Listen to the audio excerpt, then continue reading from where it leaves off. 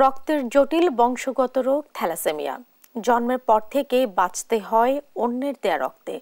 নানা শারীরিক জটিলতায় অল্প কিছুদিন বাঁচলেও অকালেই মৃত্যু হয়। আর প্রতিদিন জন্ম হওয়া শিশুদের মধ্যে এই তালিকায় যোগ হচ্ছে অন্তত 10 জন। শুধু সচেতনতা এবং থ্যালাসেমিয়া বাহকের মধ্যে বিবাহ রোধ ও জন্মের আগে পরীক্ষার মাধ্যমে শনাক্ত করে নিয়ন্ত্রণ করা যায় থ্যালাসেমিয়া।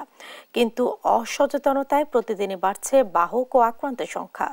বিস্তারিত হাসান মাহমুদের রিপোর্টে। ঢাকার উত্তরখানের একটি স্কুলের ৮ম শ্রেণী পড়ুয়া মাসুমাকে দেখে বোঝার উপায় নেই, জন্ম থেকেই থ্যালাসেমিয়ার সঙ্গে তার বসবাস। প্রতি মাসে শরীরে দিতে হয় 2 ব্যাগ রক্ত। ওষুধসহ মাসে খরচ অন্তত 20,000 টাকা। বর্তমানে এই ব্যয়ভার থ্যালাসেমিয়া হাসপাতাল বহন করলেও অনিশ্চিত ভবিষ্যতের শঙ্কায় মাসুমার পরিবার। এখানে আসছি প্রায় 3 বছর হবে। এর আগে তো শিশু হসপিটালে ব্লাড দিছি, বিভিন্ন জায়গায় দৌড় পারছি, টাকা পয়সা তো সব খরচ হয়ে গেছে। শেষ পর্যায়ে এখানে আসার পর থেকে আজকে 3 বছর হবে এখানে সব খরচ হসপিটাল থেকে বহন করে। 23 বছরের আমেনা ও 12 বছরের রাবেয়া, 2 বোনকে নিয়ে তাদের পরিবারের সংগ্রামটাও একই। জন্মগত এ রক্তরোগ নিয়ে পরিবারগুলোর চাপা কান্না যেন নিত্যদিনের। একটা সাইড হয়তো আমাদের করতে হয়, স্যাক্রিফাইস করতে হয় ফ্যামিলিতে, তারপর এফোর্ট দিতে হয় ওর বাচ্চার চিকিৎসার ব্যাপারে। ওষুধের মনে করেন 2,500 টাকা গেল মনে হয় এখন ওষুধের মানে মেডিসিনের। আর ওর জন্য আবার আছে, আবার এই জায়গায় ব্লাডও পাই না, ডোনার আনতে হয়, ডোনারের পিছনে আবার কিছু দিতে হয়। বাচ্চাটা নিয়ে অনেকখানে গেছি, আগে তো বুঝি নাই গা। ফকির যে কইছে ফকিরের কাছে যাও, ভাইয়ের কাছে গেছি, যেখানে কইছে এখানে গেছি, যে তো ডাক্তার দেখাইছে বাচ্চারে নিয়ে। চিকিৎসকরা বলছেন থ্যালাসেমিয়ার বাহকের সঙ্গে বিয়ের কারণে প্রতিনিয়ত বাড়ছে এই রোগী।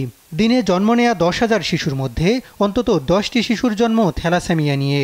রাজধানীর গ্রিন রোডে থ্যালাসেমিয়া সমিতি হাসপাতালে নিবন্ধিত রোগীর সংখ্যা 4,000-এর বেশি।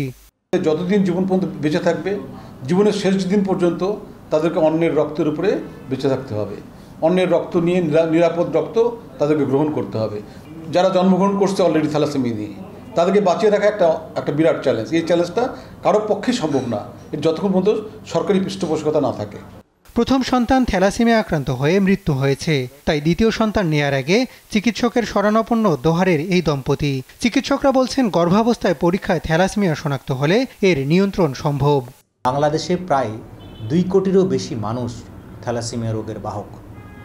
থ্যালাসেমিয়া রোগের বাহক এবং রোগী মিলে প্রায় 20 জন সন্তান জন্মগ্রহণ করছে বাংলাদেশে থ্যালাসেমিয়া নিয়ে।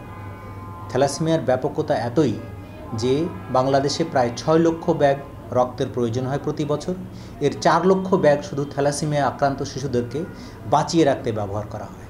থ্যালাসেমিয়া নিয়ন্ত্রণে তাই বিয়ের আগে হবু সঙ্গীটির রক্ত পরীক্ষা বাধ্যতামূলক করার দাবি বিশেষজ্ঞদের। হাসান মাহমুদ, দেশ টিভি, ঢাকা।